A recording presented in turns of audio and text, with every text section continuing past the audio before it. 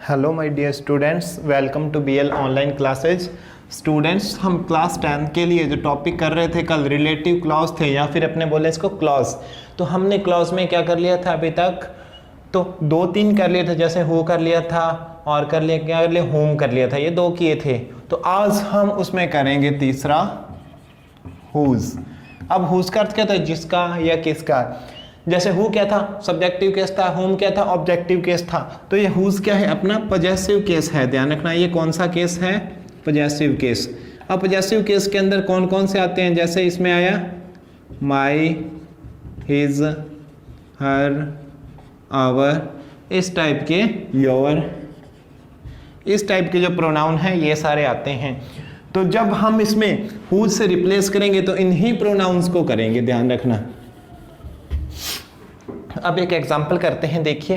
जैसे सब्जेक्ट से पहले यूज करना है हुज का, तो कैसे होएगा? सब्जेक्ट के रूप में हम इसको ऐड करेंगे सब्जेक्ट के साथ, रवि इज। अब इसमें देखिए, Ravi is a student, his father is a teacher. Okay, इसको यूज करना है, हुज लगाना है इसमें हमने। तो अब इसमें देखिए, जो सेकंड सेंटेंस है उसके अंदर प्रोनाउन ढूंढिए कौन सा है। प्रोनाउन है हिज, तो हिज अपने को पता है पजेसिव केस होता है, तो पजेसिव है तो हिज की जगह हम क्या लगा देंगे? हुज। ओके, फिर ये देखो हिज किसके लिए आया है? His father. तो हिज फादर मतलब किसका पिता? रवि के पिता। रवि के पिता के, तो हिज का यूज किसके लिए हुआ है? रवि के लिए। तो हम रवि, इसके बाद ये चीज लिखेंगे कैसे? रवि, फिर whose father is a teacher is a student. Okay, इस टाइप से। अब नेक्स्ट देखिए, सब्जेक्ट के बाद इसको कैसे करते हैं। सब्जेक्ट के बाद इसको कैसे करेंगे? ऑब्जेक्ट के लिए आई नो। अब देखिए, आई नो राधा, कोई भी नाम दे दो यहाँ पे। आई नो राधा दे दो, श्याम दे दो, मोहन दे दो, राम दे दो, कुछ भी दे दो। हर डॉटर इज ए डॉक्टर, इसको भी हुज से करना है अपने। तो अब देखो, हर पॉजेसिव कौन सा इसमें केस? हर आ गया, तो पॉजेसिव हर आ गया। तो इसमें हम क्या करेंगे? हर की जगह करेंगे हुज। ओके, हर को हटा देंगे। लेकिन देखो, हर किसके लिए आया है? राधा के लिए आया है। देखो, आई क्या है? एक प्रोनाउन है, तो एक प्रोनाउन के लिए दूसरा प्रोनाउन, जो आई भी प्रोनाउन है, हर भी प्रोनाउन है, तो आई के लिए दूसरा प्रोनाउन कभी भी नहीं आता। ओके, तो ये ध्यान रखना, एक प्रोनाउन के लिए। फिर देखिए, आई के लिए तो माई आ सकता है, लेकिन राधा के लिए आया, इस कारण क्या आया है? हर। तो हम इसको क्या राधा के साथ जोड़ेंगे। कैसे करेंगे? आई नो राधा। अब हुज को राधा के साथ जोड़ेंगे। अगर हर आई के लिए आया था तो हुज को आई के साथ जोड़ते, हुज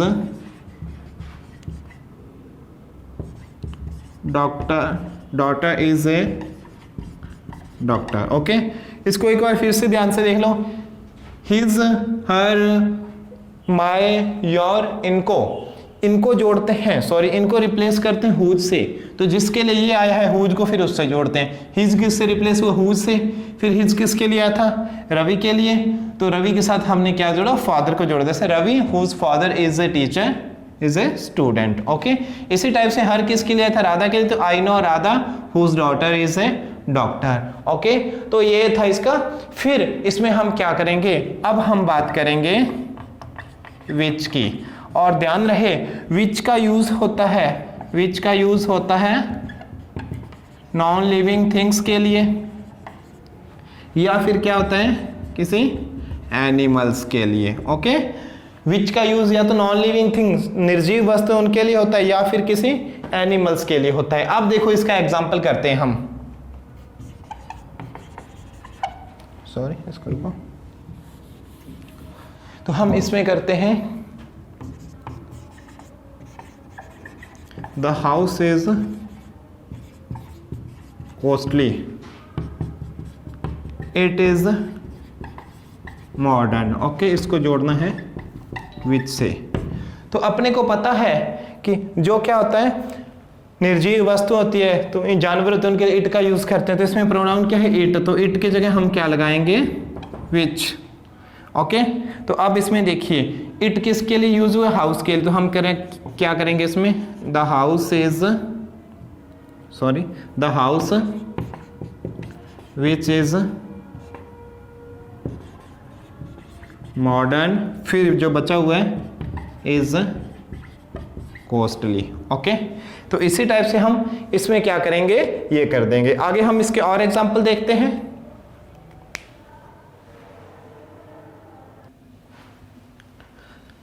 तो स्टूडेंट्स हम बात कर रहे थे क्लॉज की, तो क्लॉज में हमने अब तक क्या कर लिया था, तो हमने विच का यूज कर रहे थे इसमें, तो आगे हम एक्स्ट्रा और करेंगे इसके एग्जांपल्स।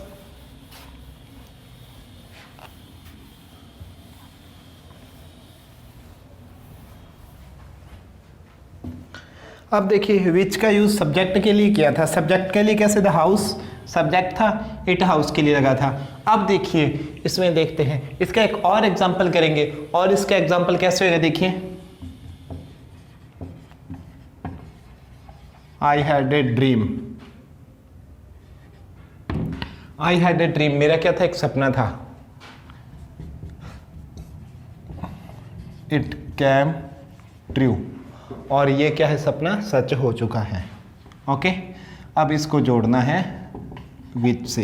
अब देखो विच किसकी जगह आएगा, इट की जगह आएगा, विच आएगा इट की जगह, लेकिन इट किसके लिए आया है, आई के लिए कभी इट नहीं आ सकता है, इट क्या था, निर्जीव वस्तुओं के लिए आता है, तो इट किसके लिए है, ड्रीम के लिए, सपने के लिए।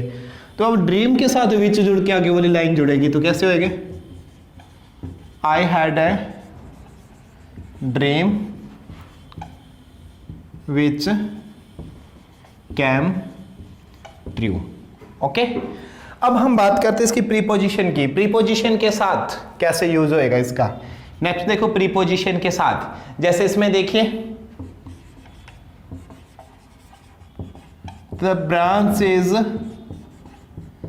Thin, branch is thin, branch क्या है, पतली है, कमजोर है, टूट सकती है। You are sitting on it, और आप क्या है, उसके ऊपर बैठे हुए हो। तो इसमें देखिए इट की जगह हम इसको जोड़ना है, अपने को विच से जोड़ना है। एग्जाम में बिल्कुल इसी टाइप से क्वेश्चन आएंगे, दो सेंटेंस और ब्रैकेट में लिखा हुआ अपना जो क्लॉज का जो भी रिलेशन वाला वर्ड देना है वो है, तो इसको किससे रिप्लेस करेंगे, विच से। इट की जगह क्या आ जाएगा, विच। तो देखो लास्ट में क्या ऑन बच गया, तो मैंने कल भी बताया था कभी भी लास्ट में एक प्रीपोजिशन नहीं बचती, तो क्या है, प्रीपोजिशन को साथ ही लेना पड़ेगा इसके कंजंक्शन के। तो कैसे करेंगे,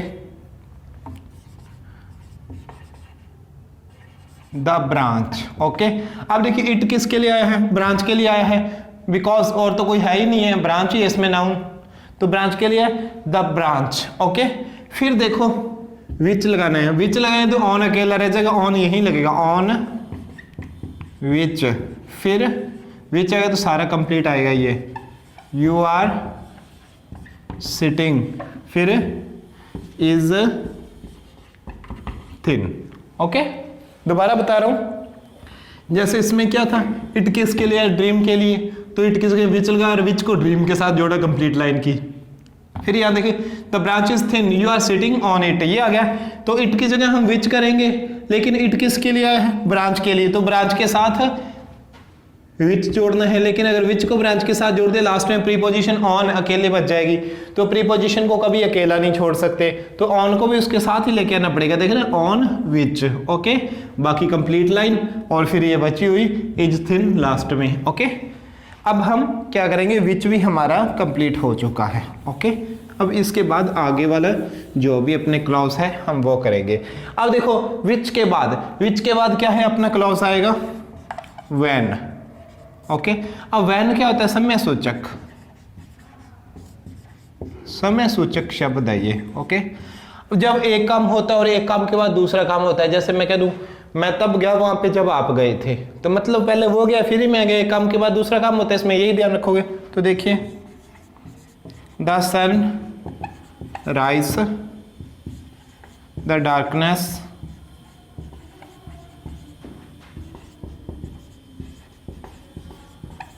डिसअपियर्स। जब सूर्य राइज होता है तब क्या होती है, डार्कनेस डिसअपीयर हो जाती है, अंधेरा जो गायब हो जाता है, यही है। तो जब सूर्य मतलब जो काम पहले होता है उसके साथ वैन लगा दोगे, जैसे व्हेन द सन राइज, फिर कोमा लगा के द डार्कनेस डिसअपीयर्स। ओके, यही ध्यान रखोगे, जब स्टार्टिंग में ही कोई भी कंजंक्शन लग गया तो लास्ट में बीच में कोमा लगा दोगे, अकेला नहीं छोड़ोगे। ओके, एक और करते हैं, दे वर स्लीपिंग। इसमें देखिए they were sleeping, the thieves broke into the house। Okay, तो अब इसमें देखिए ये द लिखा हुआ ब्रोक इनटू द हाउस। तो अब इसमें देखिए ध्यान से, दे वर स्लीपिंग, जब वो सो रहे थे तब क्या हुआ, चोर घर में आया। तो पहले सो रहे थे, इस काम के बाद ये काम हुआ है, तो वैन किसके साथ, इसके साथ लगेगा, वैन दे वर स्लीपिंग, फिर कॉमा लगा के the thieves broke into the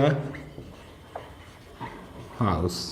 okay, तो इस टाइप से हम इसको वैन वाले को भी कर सकते हैं। तो नेक्स्ट देखें इसमें,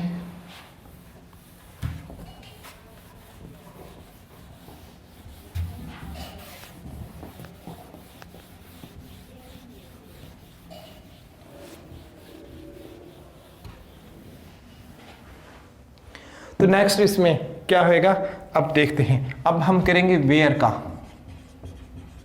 वेयर। अब वेयर किसको बताता है, स्थान को, अपने को पता ना कहां पर, जहां पर जो भी है। तो अब इसमें स्थान को बताने वाला है, तो सेम करना उसी तरीके से। देखिए एक एग्जांपल देता हूं, I live in the city, I live in the city, मैं उस शहर में रहता हूं जहां पर मैं क्या हूं, पढ़ा हूं। आई स्टडी देर, मैं वहीं पे पढ़ता हूं। ये वेयर से जोड़ना इसको। तो अब इसमें देखिए वेयर, वेयर किसकी जगह, देयर, हेयर आ जाए, देयर आ जाए, कोई जगह के नाम, स्थान बताने वाला, स्थान के वहां पर, ये शब्द है ना स्थान बता रहा है, तो हम वहां पे क्या कर देंगे, वेयर। ओके, अब देखिए लेकिन वेयर किसके लिए आया है, सिटी के लिए। I live in the city, अब सिटी के साथ ही जोड़ेंगे, वेयर आई स्टडी, बस सिंपल सी बात है। ओके, कुछ भी नहीं है इसमें। अब इसमें एक और तरीका होता है इसका, अगर ऐसा दे दे, कोई भी स्थान आ जाए प्लस खाली जगह आ जाए प्लस क्या आ जाए, सब्जेक्ट आ जाए। ओके, और तो हम वहां पे क्या लगाएंगे, वेयर लगाएंगे। ये ध्यान रखोगे, स्थान, खाली स्थान और सब्जेक्ट। देखो स्थान क्या गया, सिटी स्थान आ गया कोई, ये खाली जगह आ गई, और आई क्या आ गया यहाँ पे, सब्जेक्ट। तो बीच में क्या लगता है, वेयर। ओके, तो स्टूडेंट्स अपना वेयर का भी ये कंप्लीट है।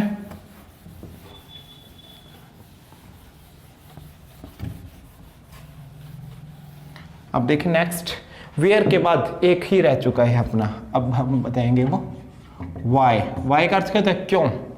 ये बताता है अपने को रीजन, कारण। कहीं भी सेंटेंस के अंदर रीजन दिया गया हो कोई, तो रीजन के साथ हम किसका यूज करेंगे, वेयर का। जैसे देखिए,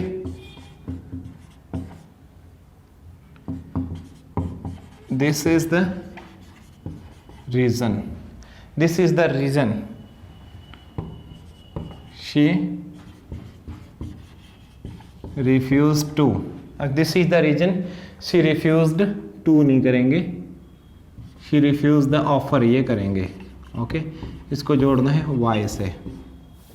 अब देखो, this is the reason, reason है, रीजन के साथ बीच में बस यहाँ पे वाई लगा दोगे और कुछ ही नहीं करना आपने। इसको कैसे लिखोगे, this is the reason why she refused the offer. Okay, तो स्टूडेंट्स ये थे आपके क्लॉज। हम ऑनलाइन करवा रहे हैं, इस प्रकार के करवा रहे हैं, मतलब आपके एग्जाम में काम आए, ज्यादा टाइम ना वेस्ट करें, सिर्फ वही चीज हो जो आपको एग्जाम में करनी है, एग्जाम के आपके काम आए। एक्स्ट्रा अगर लगे रहे इसको तो बहुत लंबा चौड़ा हो सकता है, इसका कोई एंड नहीं है। ओके, तो स्टूडेंट्स हमारे क्लास में एक बार इतना ही, बाकी जब एक्सरसाइज करेंगे आपकी रेगुलर क्लासेज लगेगी, इसको और डीपली और एग्जांपल्स किए जाएंगे, और भी तरीकों से बताया जाएगा इसको। तब तक आपको बुक्स में कहीं भी इसके और एग्जांपल्स मिलते हैं, उनके ऊपर ट्राई कीजिए, और मैं उम्मीद करता हूं कि आप इसके 3 मार्क्स कहीं नहीं जाने दोगे। ओके, तो स्टूडेंट्स मिलते हैं नेक्स्ट लेक्चर में, आज की क्लास में इतना ही।